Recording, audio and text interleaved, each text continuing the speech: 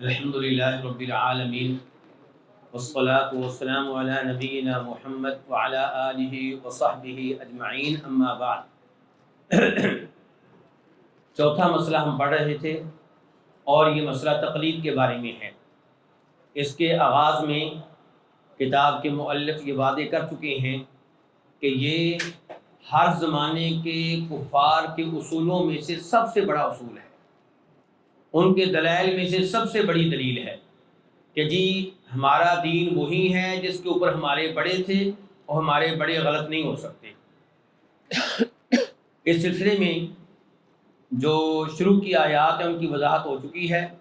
اس کے بعد وقال تعالی، اور اللہ تعالی نے فرمایا وَإِذَا قِيلَ لَهُمْ، اور جب ان سے کہا جاتا ہے کہ اتبعوا، تم پیروی کرو ما انزل اللہ، اس کی جو اللہ نے نازل کیا ہے، اس دین کی جو اللہ نے اتارا ہے۔ قالوا، وہ کہتے ہیں بلکہ نتبعو، ہم پیروی کریں گے ما وجدنا علیہ آباءنا، اس دین کی جس پہ ہم نے اپنے آباء و اجداد کو پایا۔ اللہ کے نازل کردہ دین کو ٹھکرا رہے ہیں اور ان کے پاس اس کے مقابلے میں دلیل کیا ہے؟ تقلید۔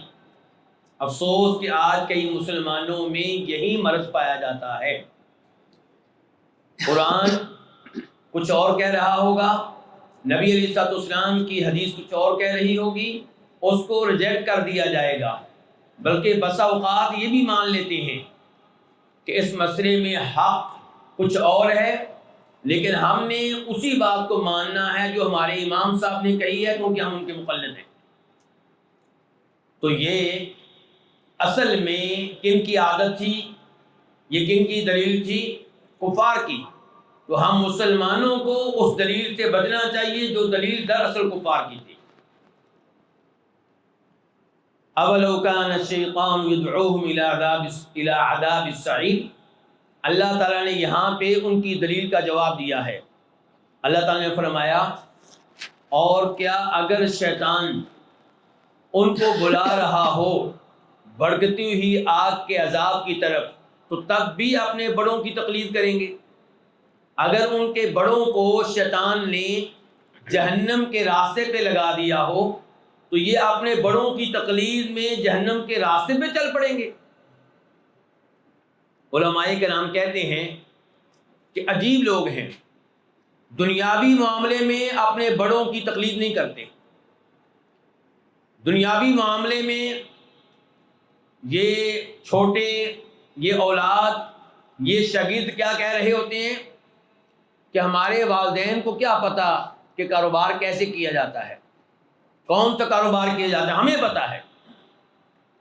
دنیاوی معاملات میں اپنے بڑوں کے نقش قدم پہ نہیں چلتے، ان کی مخالفت کرتے ہیں، لیکن دین کے معاملے میں اللہ تعالیٰ کے قرآن کو مسترد کرتے ہوئے، نبی علیہ الصلوۃ والسلام کی احادیث کو ریجیکٹ کرتے ہوئے اپنے بڑوں کے نقش قدم پہ چلتے ہیں۔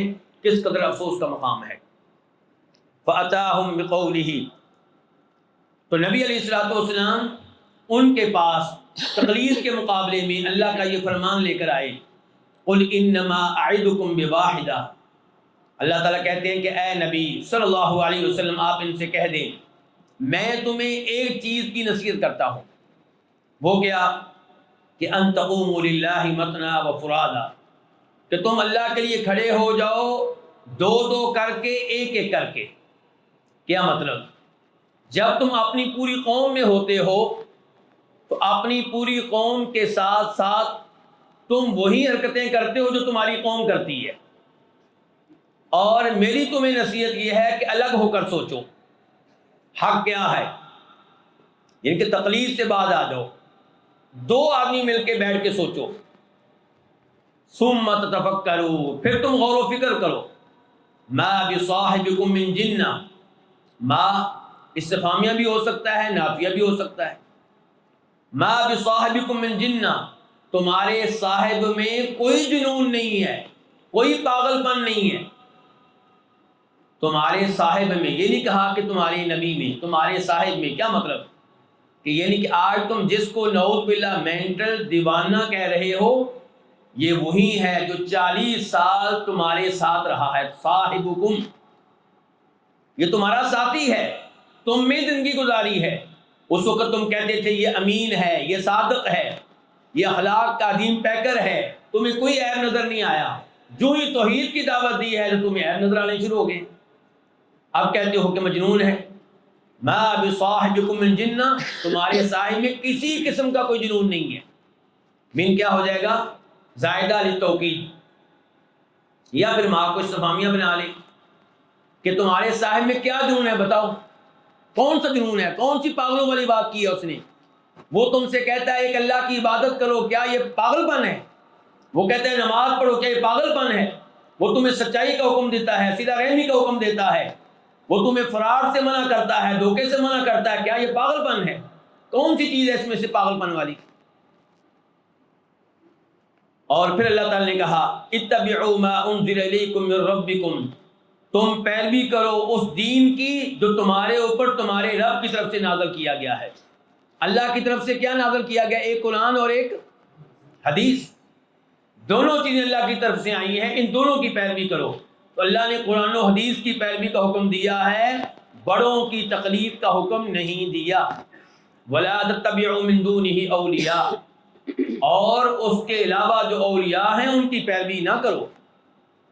قَلِيلًا مَا تَذَكَّرُونَ، بہت کم تم نصیحت حاصل کرتے ہو۔ اب چونکہ وقت بہت کم ہے تو ہم نے تیز رفتاری سے پڑھنا ہے، تو میں چاہوں گا آپ کی توجہ 100% مسجد میں ہی رہے۔ جی شیخ صاحب۔ اکثریت کے عقیدہ و دین کو حجت ماننا بغیر کسی دلیل کے، اکثریت کے عقیدہ و دین کو حجت ماننا، یہ سمجھنا کہ اکثریت غلط نہیں ہو سکتی۔ اور آج ہمارے ہاں بھی کئی جماعتوں کو بڑا فخر ہے اپنی اکثریت پہ۔ وہ سلفیوں کو کہتے ہیں، اہل حدیث کو کہتے ہیں تمہاری تعداد کیا ہے، تمہاری حیثیت کیا ہے، جبکہ حق و باطل پہ ہونے کا معیار تعداد نہیں ہے۔ ہاں اگر اکثریت کے پاس دلیل ہو تو پھر دلیل کو لیا جائے گا، بلکہ ہمارے کئی اہل الحدیث بھی دیکھا گیا ہے کہ وہ فقہی احکام و مسائل پڑھتے ہوئے اکثریت کے لفظ سے، جمہور کے لفظ سے بڑے مروب ہو جاتے ہیں، بہت متاثر ہو جاتے ہیں، یار یہ سارے کیسے غلط ہو سکتے ہیں، اتنے بڑے بڑے امام۔ نہیں میرے بھائی، اکثریت کبھی بھی اسلام میں معیار نہیں ہے، لیکن اس میں کوئی شک و شبہ نہیں کہ اگر کوئی ایسا فقہی مسئلہ ہے جس میں ایک طرف اکثریت ہے، دوسری طرف چند علماء کرام ہیں، تو وہاں پہ ذرا رک جائیں، ٹھہر جائیں، غور کریں، اتنی جلدی اکثریت کو غلط اور مرجوع اور ضعیف قرار نہ دیں، لیکن غور کرنے کے بعد دلائل پہ اگر نتیجہ یہی نکلے کہ اکثریت کا قول کمزور ہے، حدیث ان کا ساتھ نہیں دے رہی، تو پھر اکثریت کو چھوڑنے میں کوئی حرج نہیں ہے۔ اور ایسے کئی مسائل ہیں جیسا کہ آپ جانتے ہیں۔ تو یہاں پہ کیا ہے جی مسئلہ پانچواں، کہ بلا دلیل اکثریت کے عقیدہ و دین کو حجت ماننا۔ ان من اکبر قواعدہم، ان کے بڑے بڑے قاعدوں میں سے ایک قاعدہ یہ تھا، کیا تھا؟ الاغترار بالاکثر، اکثریت سے مرعوب ہونا، اکثریت سے دھوکہ کھانا۔ وَيَحْتَجُّونَ بِهِ عَلَى صِحَّةِ الشَّيْءِ، اور وہ اس کو دلیل بناتے تھے، کس کو؟ اکثریت کو، عَلَى صِحَّةِ الشَّيْءِ، کسی چیز کے درست ہونے پہ۔ یہ چیز درست ہے، کیوں؟ کیونکہ اکثریت ادھر ہے۔ وَيَسْتَدِلُّونَ عَلَى بُطْلَانِ الشَّيْءِ بِغُرْبَتِهِ وَقِلَّةِ أَهْلِهِ، اور وہ استدلال کرتے تھے کسی چیز کے باطل ہونے پہ، بِغُرْبَتِهِ، اس کی غربت سے، یعنی کہ یہ ایسا قول ہے جس کو اپنانے والے لوگ بہت کم ہیں، یہ ایسا قول ہے جس کو اختیار کرنے والے لوگ بہت کم ہیں، تو یہ چیز غریب ہے، یعنی کہ اس کو لینے والے بہت کم ہیں۔ وقلت اہلہ، اور اسے اختیار کرنے والے بہت تھوڑے ہیں۔ فاتاہم، تو آپ ان کے پاس لے کر آئے، بضد ذالک، ان کے اس قاعدے کے الٹ، اس کی ضد لے کر آئے۔ وَأَوْضَحَهُ فِي غَيْرِ مَوْضِعٍ مِّنَ الْقُرْآنِ، اور اس چیز کو واضح کیا قرآن میں کئی مقامات پہ کہا گیا وَإِن تُطِعْ أَكْثَرَ مَن فِي الْأَرْضِ يُضِلُّوكَ عن سبیل اللہ، زمین میں جن کی اکثریت ہے ان کی بات مانیں گے تو یہ آپ کو اللہ کے راستے سے ہٹا دیں گے، اللہ کے راستے پہ آپ کو چلنے نہیں دیں گے۔ وَمَا يُؤْمِنُ أَكْثَرُهُم بِاللَّهِ إِلَّا وَهُمْ مُشْرِكُونَ، اللہ پہ ایمان لانے والے، اللہ پہ ایمان لانے کا دعویٰ کرنے والوں میں سے اکثر ایسے ہیں جو شرک میں مبتلا ہیں، جن کا دعویٰ یہ کہ ہمارا اللہ پہ ایمان ہے، اللہ تعالیٰ کہہ رہے ہیں ان میں سے بھی اکثر شرک میں مبتلا ہے۔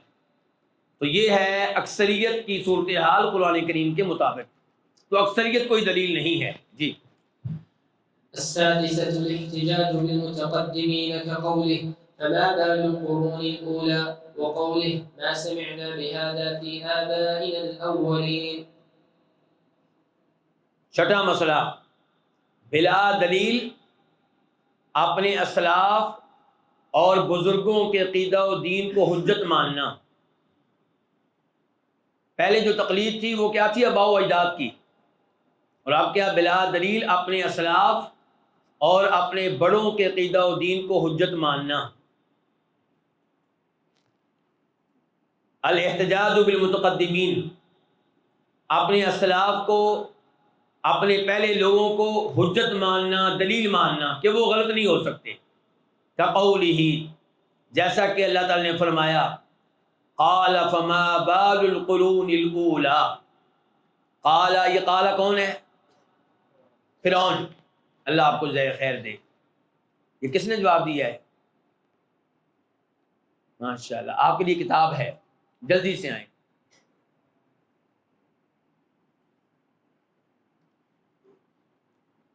یہ 5 انعامات ہیں میرے پاس کتابوں کی شکل میں، ماشاءاللہ، اللہ آپ کے علم و عمل میں برکتیں ڈالے گا۔ تو فرعون نے کہا موسیٰ علیہ السلام کی دعوت کے جواب میں، انہوں نے توحید کی دعوت دی، انہوں نے بتایا کہ عبادت کا حقدار کون ہے، رب کون ہے، تو فرعون کہنے لگا فما بال القرون الاولی، تو پہلے زمانوں کے جو لوگ تھے پھر ان کا کیا بنے گا؟ کیا وہ غلط تھے؟ القرون الاولی، پہلے زمانے کے لوگ، بال حال، ان کا کیا حال ہے، ان کا کیا بنے گا؟ پھر وہ کیا وہ غلط ہو سکتے ہیں؟ کیا وہ جہنم میں جائیں گے؟ تو یہ دلیل دے رہا ہے کون؟ فرعون۔ تو ایسی دلیل دینا یہ زمانہ جاہلیت کے لوگوں کا کام ہے۔ ایک طرف ایک آدمی آپ کو قرآن سنا رہا ہے، ایک طرف ایک آدمی آپ کو حدیث سنا رہا ہے، اور آپ اس کے مقابلے میں کیا کہہ رہے ہیں؟ تو کیا ہمارے فلاں جو عالم دین گزرے ہیں وہ غلط تھے؟ فلاں عالم دین نے بھی وحدت الوجود کے عقیدے پہ گفتگو کی ہے، کیا وہ غلط تھے؟ یہ کوئی دلیل نہیں ہے۔ آگے دوسری آیت پیش کی ہے ہمارے مؤلف رحمہ اللہ نے کہ ما سمعنا بہذا فی آبائنا الاولین، یہ کس سے کہا جا رہا ہے؟ نوح علیہ السلام سے۔ کس نے کہا؟ جواب دیا ہے۔ چلیں یہ کتاب آپ کی۔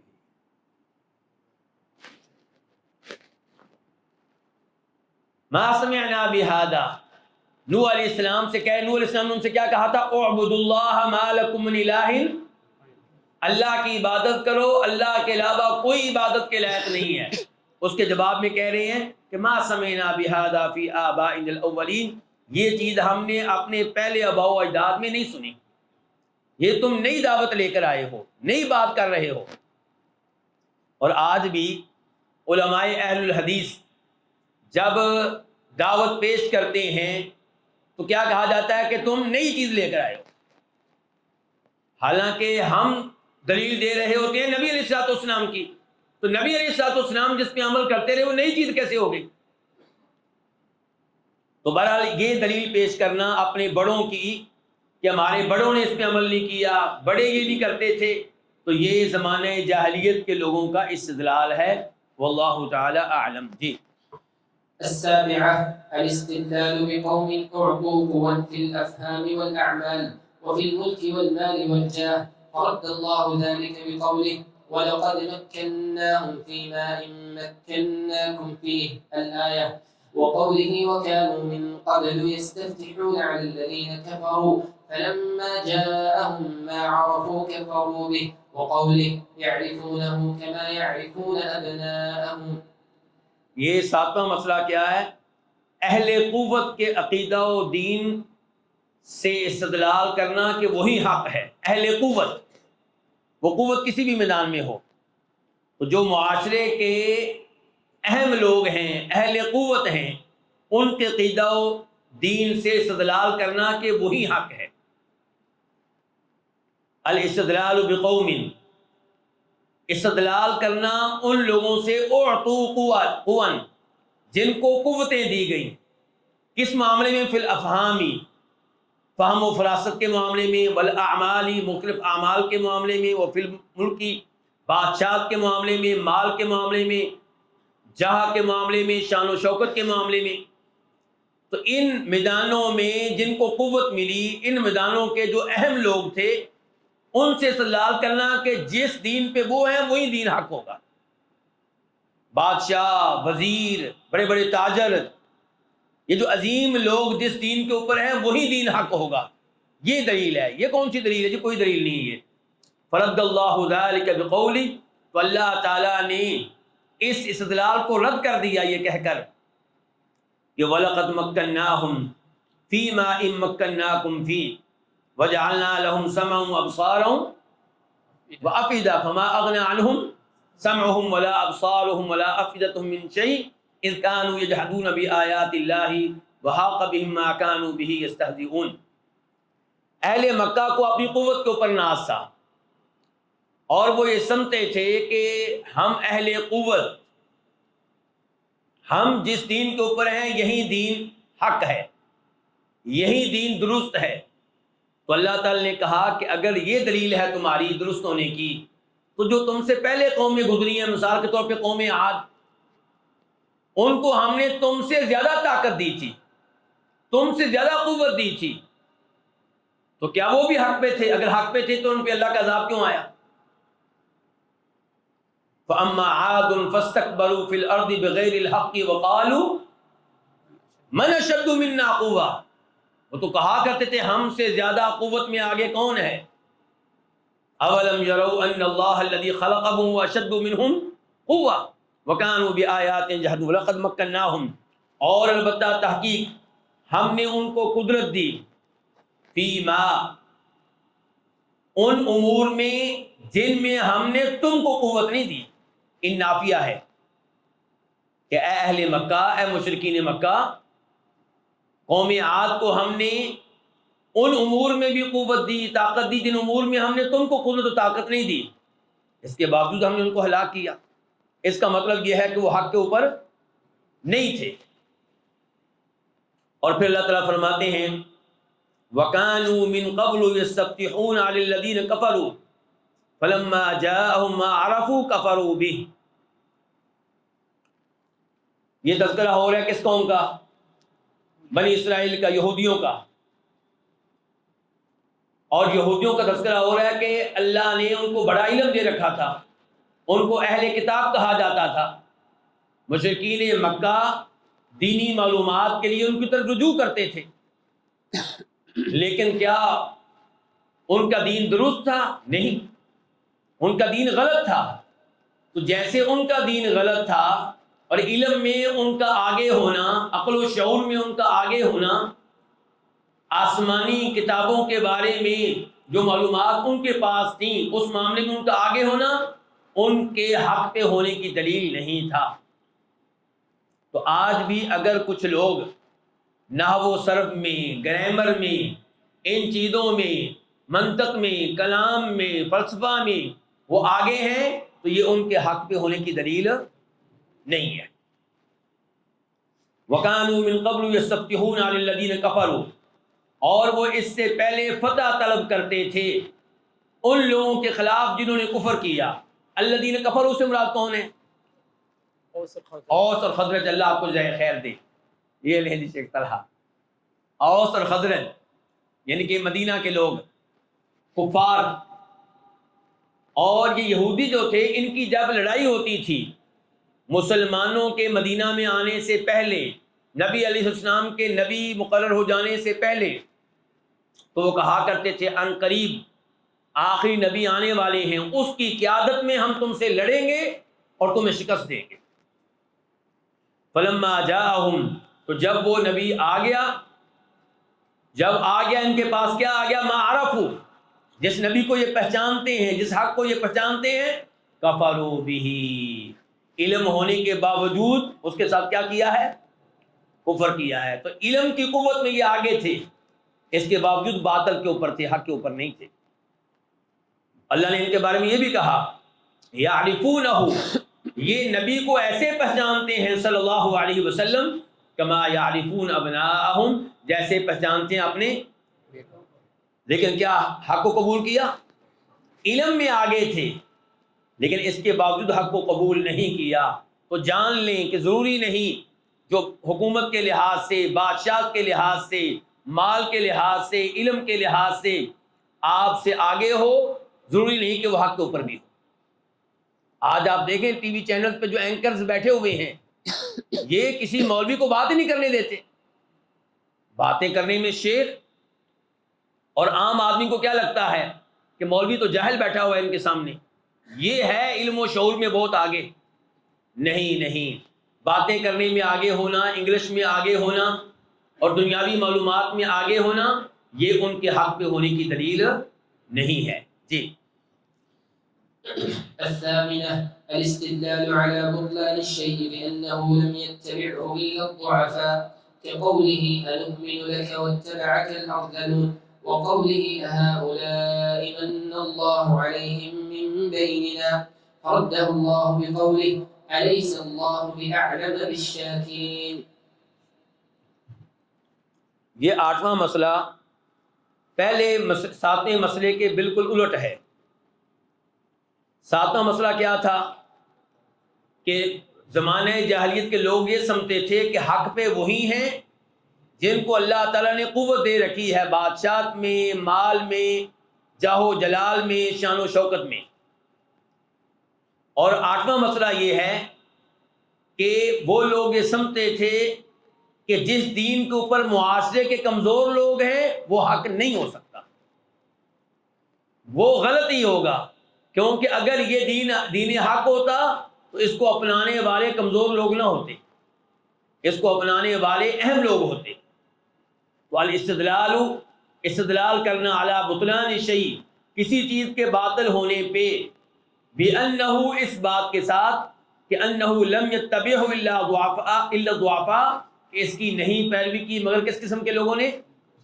کمزور لوگوں نے۔ كَقَوْلِهِ تَعَالَى، بات آگے بڑھانے سے پہلے آپ کو یاد ہوگا ہرقل کے دربار میں گفتگو کس سے ہو رہی ہے؟ ابو سفیان رضی اللہ تعالیٰ عنہ سے، جو اس وقت مسلمان نہیں ہوئے تھے۔ آپ کو یاد ہوگا کہ صلح حدیبیہ کے بعد نبی علیہ الصلوۃ والسلام نے مختلف بادشاہوں کو لیٹر لکھے تھے، ان کو دعوت دی تھی توحید کی، اسلام قبول کرنے کی۔ تو بادشاہ بہت حیران ہوا یہ کون ہے جو مجھے اس انداز سے مخاطب کر رہا ہے کہ اسلم تسلم، مسلمان ہو جاؤ اچھے رہو گے ورنہ تمہاری خیر نہیں ہے۔ تو اس نے کہا کہ اس کی قوم کے کچھ لوگ میرے پاس لائے جائیں تاکہ اس آدمی کے بارے میں معلومات لے سکوں۔ لایا گیا، مختلف معلومات لی، مختلف سوال ہوئے۔ ایک سوال یہ تھا کہ اس آدمی کے پیروکار معاشرتی طور پہ کیسے ہیں، معاشرے کے معزز لوگ ہیں یا معاشرے کے کم تر لوگ، کمی لوگ ہیں؟ تو اس نے کہا تھا کہ اس کی پیروی کرنے والے وہ لوگ ہیں جو ہماری نگاہوں میں انتہائی حقیر ہیں۔ کون تھے؟ بلال وغیرہ رضی اللہ تعالیٰ عنہ، جو اللہ تعالیٰ کے ہاں تو بہت عزت والے ہیں لیکن ان کی نگاہوں میں تو حقیر تھے۔ تو اس بادشاہ نے کیا کہا تھا؟ اللہ اکبر، وہ تھا صاحب علم، علم ہونے کے باوجود وہ ایمان لے کر نہیں آیا لیکن ایمان لانے کے لیے تیار ہو گیا تھا، لیکن بادشاہ جانے کا خطرہ تھا اس لیے ایمان نہیں لے کر آیا۔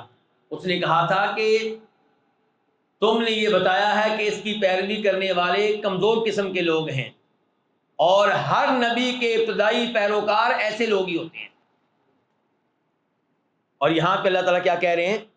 قالو، انہوں نے کہا، کس سے کہا؟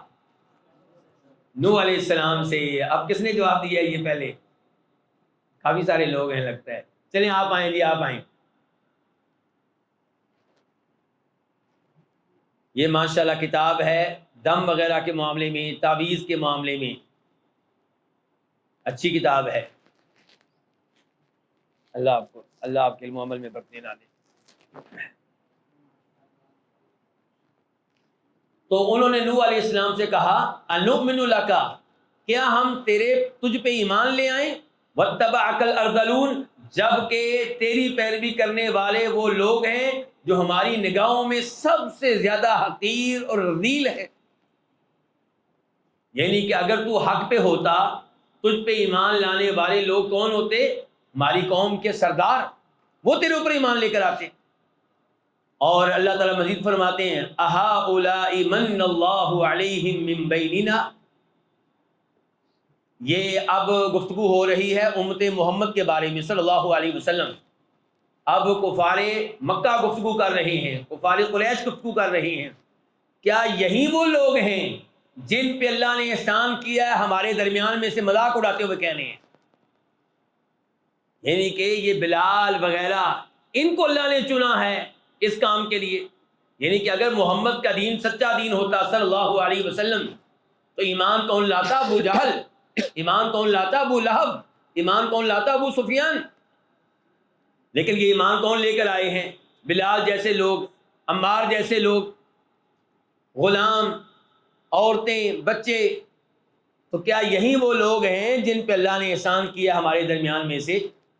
فردہ اللہ بقولہ، اللہ نے ان کے استدلال کو، ان کی دلیل کو ریجیکٹ کر دیا، مسرد کر دیا، یہ کہہ کر الیس اللہ بعالم بالشاکرین، کیا اللہ بخوبی نہیں جاننے والا ان لوگوں کو جو شکر ادا کرنے والے ہیں؟ اللہ تعالیٰ جانتا ہے کہ کن کو میں نے ہدایت جیسی عظیم نعمت دینی ہے۔ دیکھیں میرے بھائیوں، میں اپنے دروس میں کئی دفعہ یہ جملہ کہا کرتا ہوں تاکہ ہمیں احساس ہو ہم کتنی بڑی نعمت پہ ہیں۔ آپ کے پاس اسلام کی شکل میں، ایمان کی شکل میں وہ نعمت ہے جو امریکہ کے صدر کے پاس نہیں ہے، جو روس کے صدر کے پاس نہیں ہے، جو فرانس کے صدر کے پاس نہیں ہے، جو چائنا کے صدر کے پاس نہیں ہے۔ اللہ نے مجھے اور آپ کو، ہم فقیر لوگ، غریب لوگ، ہمیں معاشرے میں کوئی بھی مقام دینے کے لیے تیار نہیں ہے، ہمارے اوپر اللہ نے کتنا بڑا انعام کر دیا۔ اللہ نے ہمیں توحید دے دی۔ ہمارے دائیں بائیں بڑے بڑے M P M L A تاجر قبروں کو سجدہ کرتے ہیں، اللہ نے ہمیں اس سے بچایا ہوا ہے۔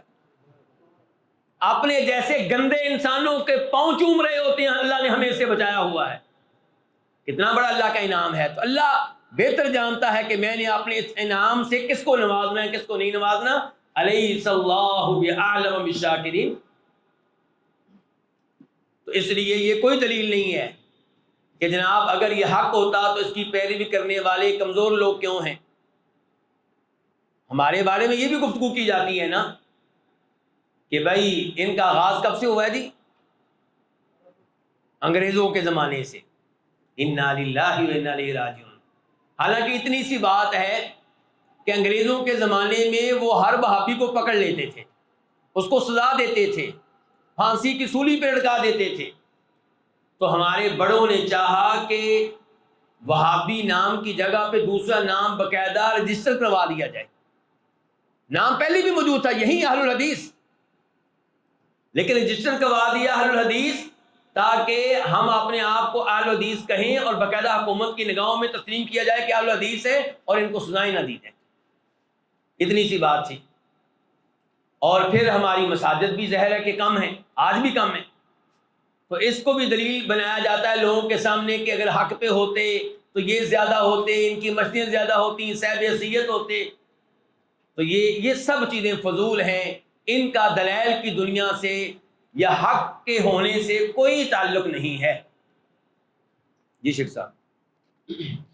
التاسعة الاقتداء بفسقة العلماء، فأتى بقوله يا أيها الذين آمنوا إن كثيرا من الأحبار والرهبان لا يأكلون أموال الناس بالباطل ويصدون عن سبيل الله، وبقوله لا تغلوا في دينكم غير الحق ولا تتبعوا أهواء قوم قد ضلوا من قبل وأضلوا كثيرا وضلوا عن سواء السبيل۔ نواں مسئلہ فاسق قسم کے علماء اور عبادت گزاروں کی اقتدا کرنا، پیروی کرنا، یہ کن کا کام ہے؟ زمانہ جاہلیت کے لوگوں کا کام ہے۔ فاسق قسم کے علماء اور فاسق قسم کے عبادت گزار، ان کی پیروی کرنا دین کے معاملے میں، کہ دین صحیح وہ ہے جس پہ یہ علماء ہیں، حالانکہ وہ فاسق قسم کے علماء ہیں۔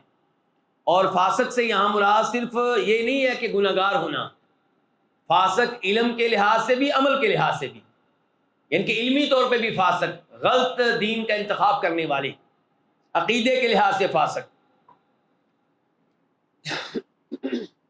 فَأَتَى بِقَوْلِهِ، تو نبی علیہ الصلوۃ والسلام اللہ تعالیٰ کا یہ فرمان لے کر آئے، یا ایھا الذین آمنوا، اے ایمان والو، ان کثیر من الاحبار والرہبان، بہت سے علماء اور درویش، احبار علماء عام طور پہ یہودیوں کے علماء پہ لفظ بولا جاتا ہے، رہبان عیسائیوں کے درویشوں پہ بولا جاتا ہے، عبادت گزاروں پہ بولا جاتا ہے عام طور پہ، لیکن ویسے سب کے لیے ہے۔ تو ان کثیر من الاحبار والرہبان، بہت سے علماء والرہبان اور بہت سے عبادت گزار درویش، لیأکلون اموال الناس بالباطل، لوگوں کا مال ناجائز طریقے سے کھاتے ہیں، ویصدون عن سبیل اللہ، اور اللہ کی راہ سے روکتے ہیں۔ تو ایسے لوگوں کی اقتدا کیوں کی جائے پھر؟ اب دیکھیں، پہلا کیا ہے؟ عملی کمزوری، اور دوسری کیا؟ علمی کمزوری، یعنی کہ اللہ کے راستے سے روکنا۔ وَبِقَوْلِهِ لَا تَغْلُوا فِي دِينِكُمْ، اس سے پہلے کیا؟ قُلْ يَا أَهْلَ الْكِتَابِ، آپ کہہ دیں اہل کتاب، لَا تَغْلُوا فِي دِينِكُمْ غَيْرَ الْحَقِّ، اپنے دین میں ناحق قسم کا غلوب نہ کرو۔ غلوب آپ جانتے ہیں کسی بھی شخصیت کو، کسی بھی چیز کو اس کے مقام سے بڑھا دینا۔ وَلَا تَتَّبِعُوا أَهْوَاءَ قَوْمٍ قَدْ ضَلُّوا مِن قَبْلُ، اور ان لوگوں کی خواہشات کی پیروی نہ کرو جو اس سے پہلے گمراہ ہو چکے، وَأَضَلُّوا كَثِيرًا، اور جو بہت سے لوگوں کو گمراہ کر چکے، وَضَلُّوا عَن سَوَاءِ السَّبِيلِ، اور وہ سیدھے راستے سے گمراہ ہو چکے۔ پہلے ضلو، دوسرے ضلو میں کیا فرق ہے؟ علماء کرام نے کئی فرق بیان کیے ہیں۔ ایک فرق یہ ہے کہ قد ضلوا من قبل، پہلے گمراہ ہو چکے، وضلوا عن سواء السبیل، اور آج بھی اس گمراہی پہ ڈٹے ہوئے ہیں، لگے ہوئے ہیں، گمراہی کو چھوڑنے کا نام نہیں لے رہے۔ چلے شیخ صاحب۔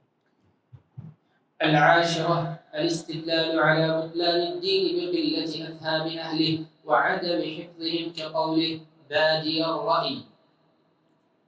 10واں مسئلہ، الاستدلال علی بطلان الدین، دین کے باطل ہونے پہ دلیل بنانا، استدلال کرنا کس چیز سے؟ بقلت افہام اہلہ، کہ اس دین پہ چلنے والے فہم و فراست کے لحاظ سے بہت ہلکے ہیں، وعدم حفظہم، اور ان کا حافظہ نہیں ہے، بات سمجھنے کے لحاظ سے یہ اس قوت پہ نہیں ہے، اس معیار پہ نہیں ہے، اس درجے پہ نہیں ہے جس درجے پہ ہونا چاہیے۔ کقولہم، جیسا کہ ان کا کہنا، بادی الرأی، یہ الفاظ کہاں پہ آئے ہیں؟ فقال الملأ الذین کفروا من قومہ ما نراک الا بشرا مثلنا وما نراک اتبعک الا الذین هم ارادلنا بادی الرأی۔ نوح علیہ السلام کی قوم کے سرداروں نے کہا کہ اے نوح، ہم تو آپ کو دیکھتے ہیں کہ آپ ہماری طرح کے بشر ہیں، تو کیسے نبی مان لیں آپ کو؟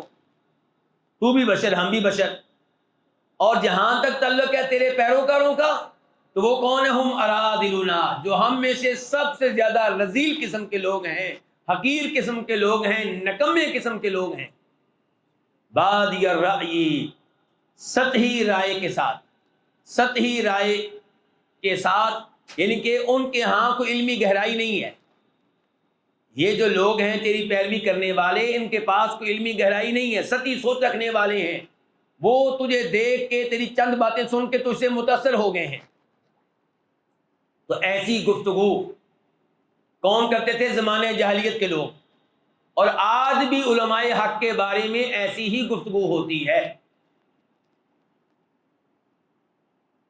حافظ عبدالغفار آوان یا المدنی حفظہ اللہ مدینہ میں ایک دفعہ ملے، مدینہ یونیورسٹی میں، تو فرما رہے تھے کہ میں حدیث کیسے ہوا؟ کہتے ہیں میرے بارے میں فیصلہ ہونے لگا کہ میں کس مدرسے میں جا کے پڑھوں. تو کہا گیا، اب میں نام نہیں لینا چاہتا فرقوں کے، مسئلہ یہ ہے کہ نام لیے بغیر کام بھی نہیں چلتا. بہرحال ایک فرقے کے بارے میں کہا گیا تو یہ تو بس کھانے پینے والے لوگ ہیں، تیجا، ساتواں، 40واں برسی کھانے پینے والے لوگ ہیں، ان کے مدرسے میں کیا علم ملے گا. اور اہل حدیث کے بارے میں کیا کہا گیا؟ ان کے پاس صرف قال رسول قال نبی ہے، علم نہیں ہے ان کے پاس. یعنی اور علم کس کو کہتے ہیں؟ ان کے پاس کیا ہے جی؟ قال نبی بس، اور علمی گہرائی نہیں ان کے پاس. ہاں ایک تیسرا گروہ رہ گیا، وہ آپ سمجھ گئے ہوں گے، ان کے پاس ہے علم، ان کے پاس جانا چاہیے. تو یہ ہے سوچ علماء حق کے بارے میں، اور یہ غلط سوچ ہے. حقیقت میں علم نام ہے قرآن و حدیث کا. امام بخاری رحمہ اللہ کو آپ لے لیں، ان کے بارے میں معاشرے میں یہ باور کرایا جاتا ہے کہ امام بخاری حدیث کے حافظ سے کوئی شک و شبہ نہیں، بڑی حدیثیں یاد تھیں، لیکن علم حدیث کا معنی کیا ہے، اس کی فقہ کیا ہے، یہ ان کو کیا پتا. بلکہ یہاں تک لکھنے والوں نے لکھا کہ امام بخاری جب آخری زندگی میں واپس اپنے شہر بخارا گئے تو بخارا کے علماء احناف نے، فقہاء احناف نے ان کو منع کیا کہ آپ فتویٰ دینے کی صلاحیت نہیں رکھتے، آپ نے فتویٰ نہیں دینا، اس کی آپ میں صلاحیت نہیں ہے.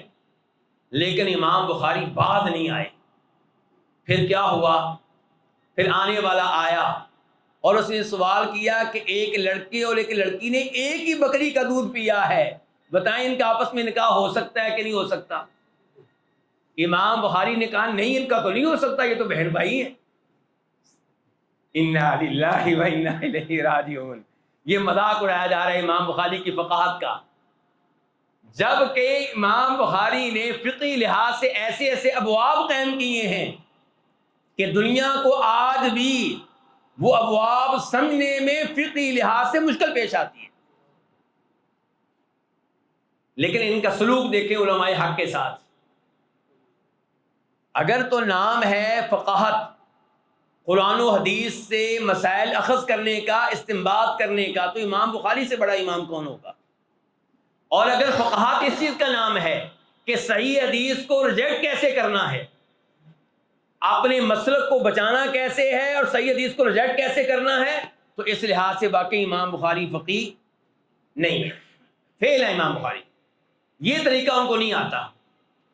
اور اگر نام ہے احادیث سے طرح طرح کے مسائل اخذ کرنا، تو امام بخاری اپنی صحیح میں ایک حدیث کو کتنی بار لے کر آتے ہیں جی؟ 10 بار، 15 بار، 20 بار، 25 بار، اس سے بھی زیادہ. یہ اتنی بار حدیث کیوں آ رہی ہے؟ ہر بار اس حدیث سے نیا مسئلہ اخذ کرتے ہیں. تو یہ آدمی آپ لوگوں کی نگاہوں میں فقیہ نہیں ہے. بہرحال جس قسم کا فقیہ آپ تلاش کرتے ہیں، واقعی اس قسم کے فقیہ امام بخاری نہیں ہے. تو آج بھی علماء حق کو سعودی عرب میں بھی شیخ ابن باز، شیخ ابن عثیمین وغیرہ کو کہا جاتا تھا یہ علماء الحید والنفاس. بس ان کو حید نفاس کے مسئلے آتے ہیں، ان کو کیا پتا دنیا کہاں پہنچی ہے، ان کو کیا پتا تحریکیں کیسے چلانی ہیں. انا للہ و انا الیہ راجعون. اللہ کی قسم، میں اپنی سوچ بتا رہا ہوں. اس زمانے میں، ہمارے زمانے میں شیخ ابن باز سے بڑا امام کوئی نہیں گزرا.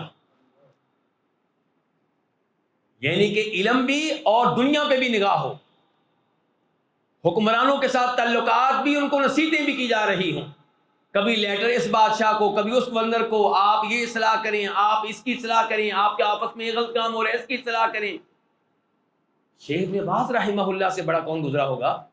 حدیث کے میدان میں شیخ البانی بہت آگے ہیں، لیکن میں مجموعی طور پہ بات کر رہا ہوں. امام جس کو یہ پتا ہو کہ پاکستان میں کیا ہو رہا ہے، پاکستان کے علماء حق کون ہیں، فلاں ملک کے علماء حق کون ہیں، ان سے بھی تعلقات، ان سے بھی تعلقات. اس عالم دین کو تنخواہ دی جا رہی ہے کہ دین کا کام کرو، توحید کا کام کرو. فلپائن کے علماء کرام کو تنخواہ دی جا رہی ہے، امریکہ کے علماء کرام کو دی جا رہی ہے، پاکستان کے علماء کرام کو کہا جا رہا ہے افریقہ میں جا کے کام کرو، فلاں ملک میں جا کے کام کرو، تنخواہ تمہیں ابن باز رحمہ اللہ دے گا. تو یہ ایسے علماء کرام کے بارے میں عجیب و غریب ایسی باتیں کرتے رہتے ہیں، لیکن ان کا حقیقت سے کوئی تعلق نہیں ہوتا. تو اہل ایمان کو پہلے بھی کیا کہا گیا؟ بادی الرأی، سرسری سی سوچ رکھنے والے، سطحی سوچ رکھنے والے، علمی گہرائی ان میں نہیں ہے۔ تو یہ گفتگو کرنا زمانہ جاہلیت کے لوگوں کا کام ہے۔ جی الحادية عشرة الاستدلال بالقياس الفاسد كقوله إن أنتم إلا بشر مثلنا۔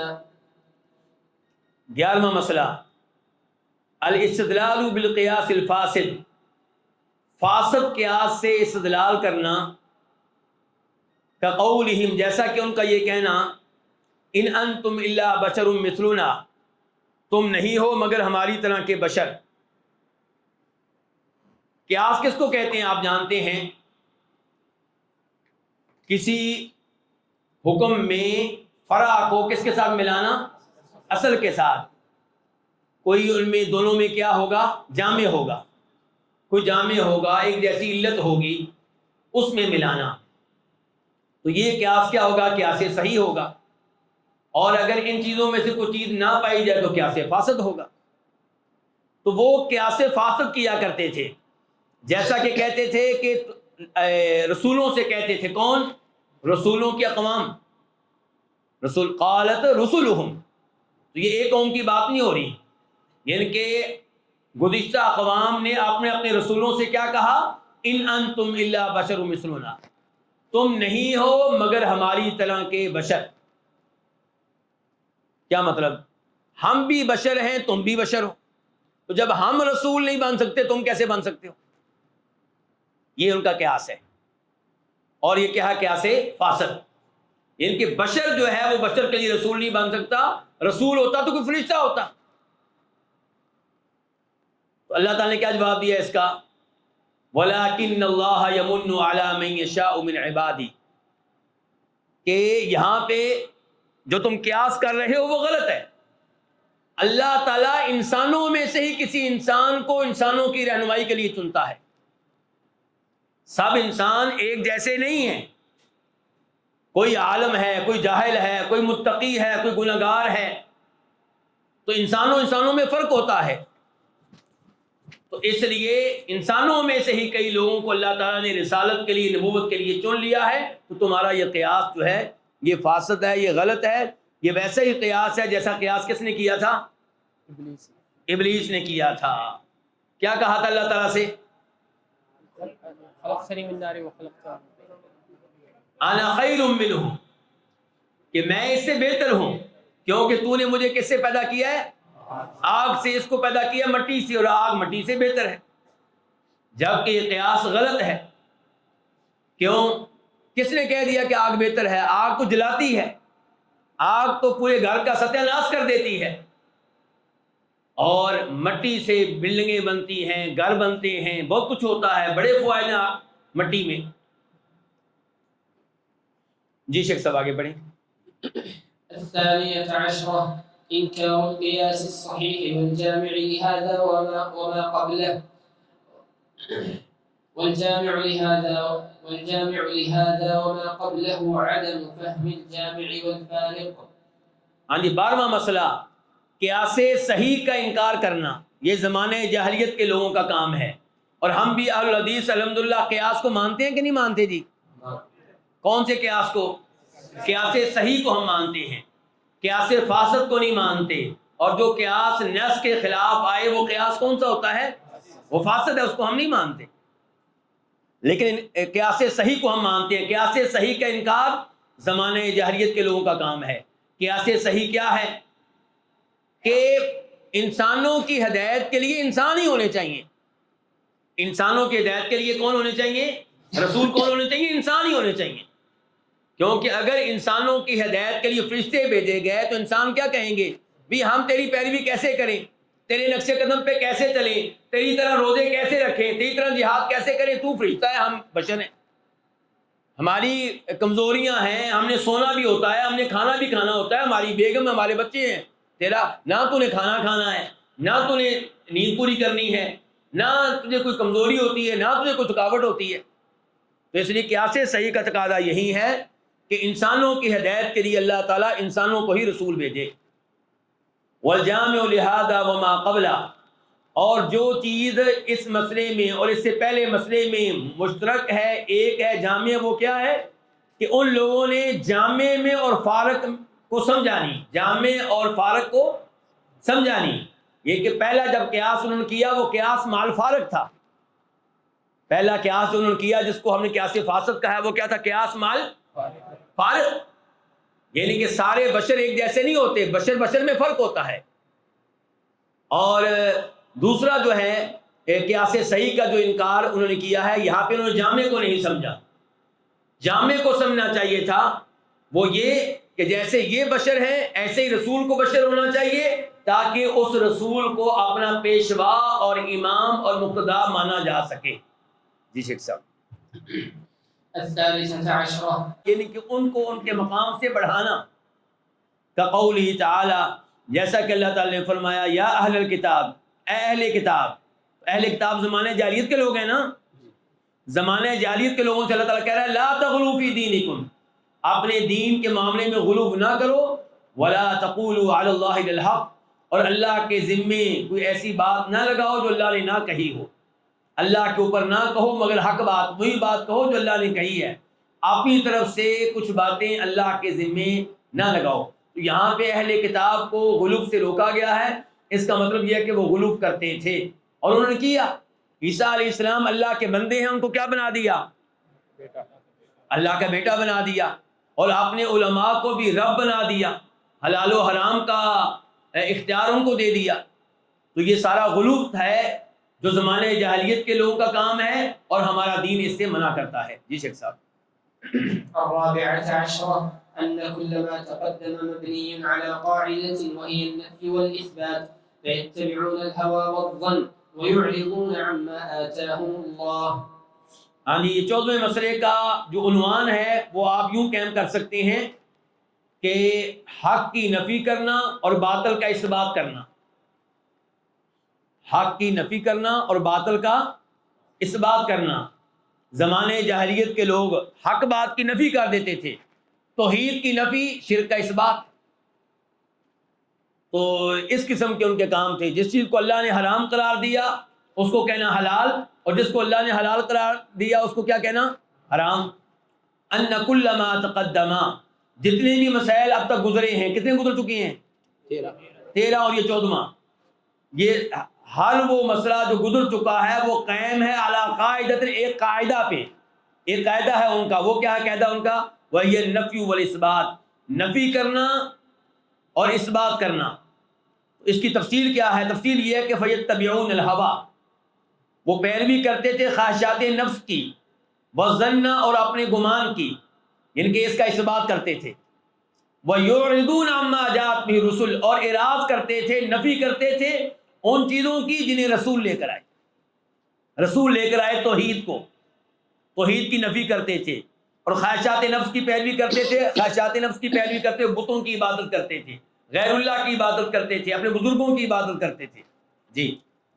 الخامسة عشرة اعتذارهم عن اتباع ما آتاهم الله بعدم الفهم، كقوله قلوبنا غلف، وقوله يا شعيب ما نفقه كثيرا مما تقول، فأكذبهم الله وبين أن ذلك بسبب الطبع على قلوبهم والطبع بسبب كفرهم۔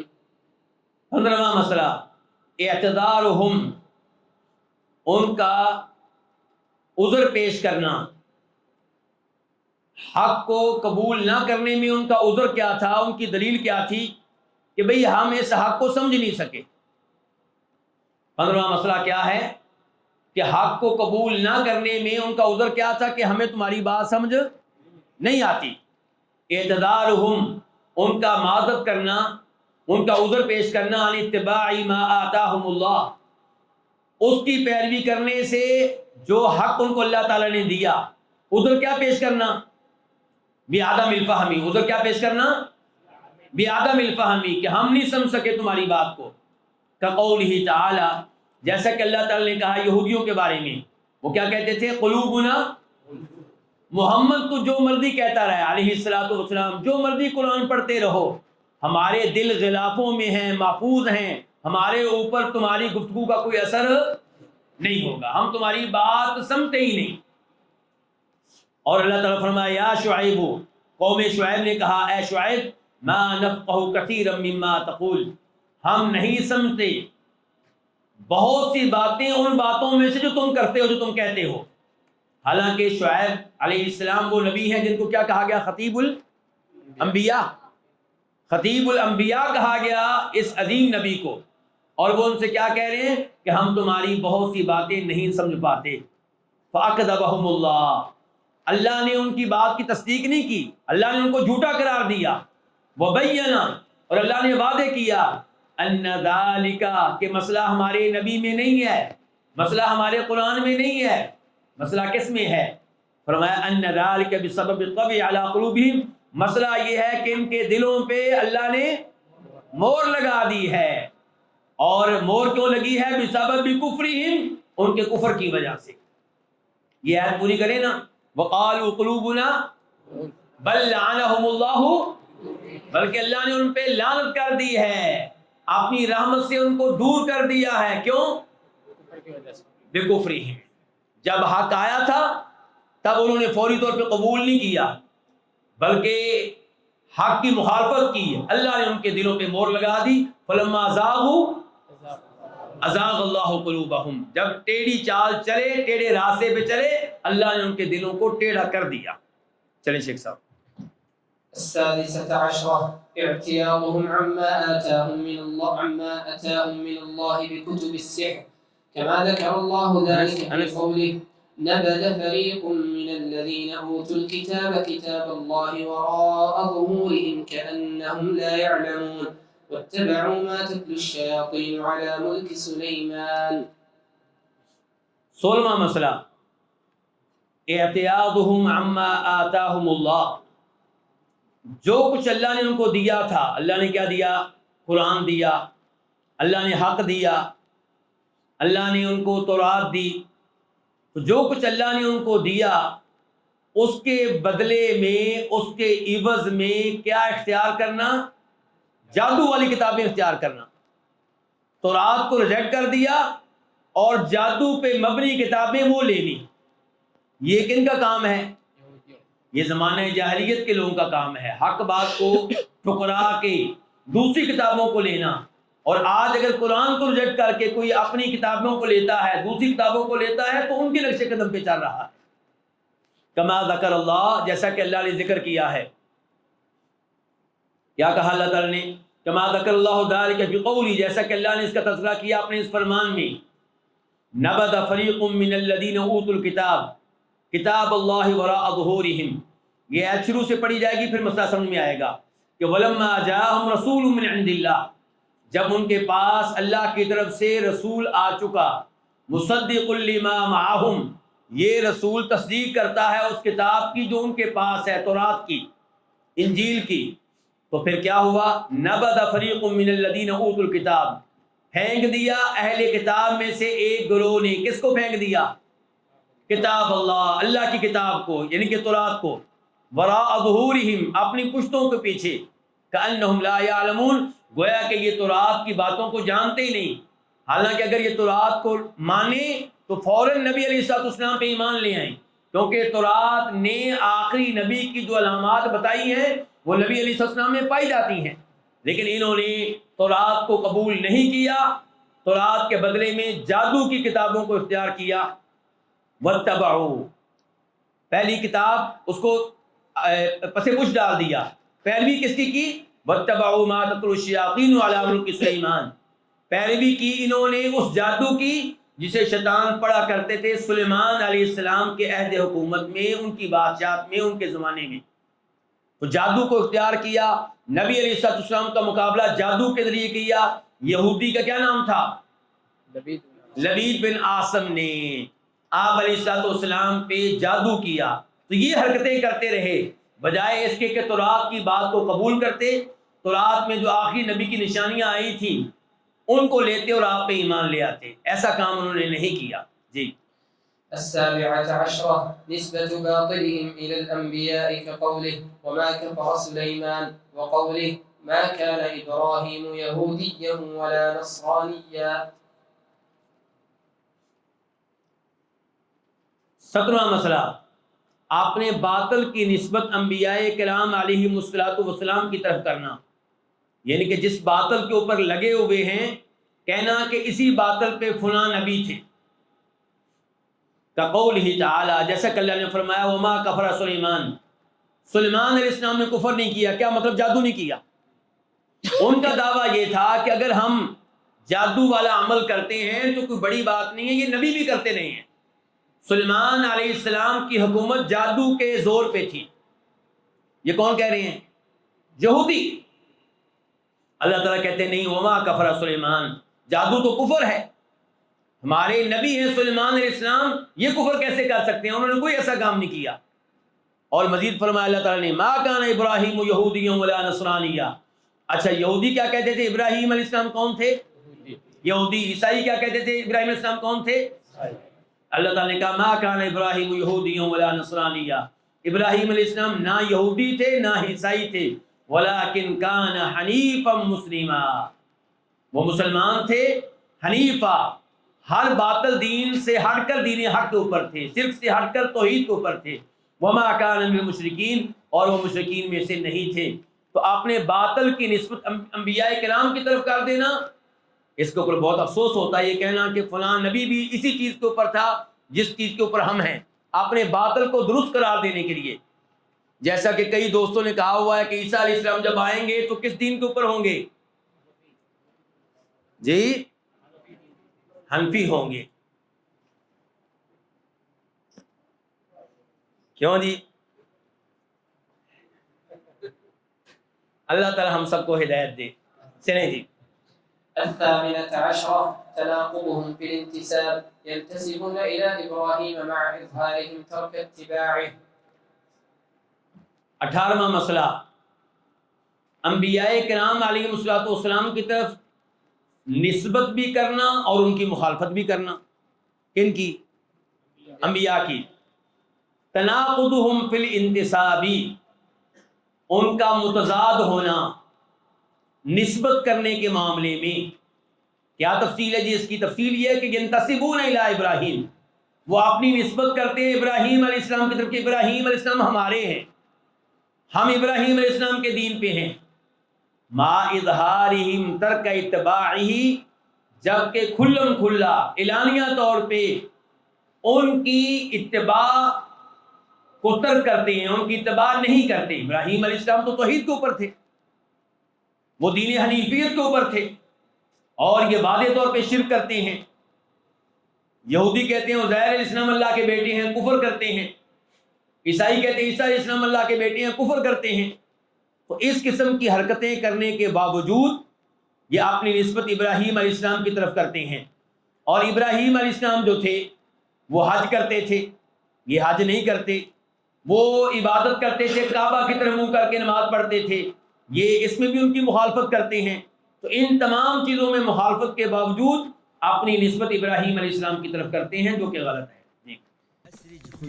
أسرج خيولك يا أخ الإيمان وانهض لبعث العلم في الأوطان، فالعلم ميراث الرسول أمانة صلى الله عليه وسلم، فالعلم ميراث الرسول أمانة فاز الحفيظ لإرثه الرباني.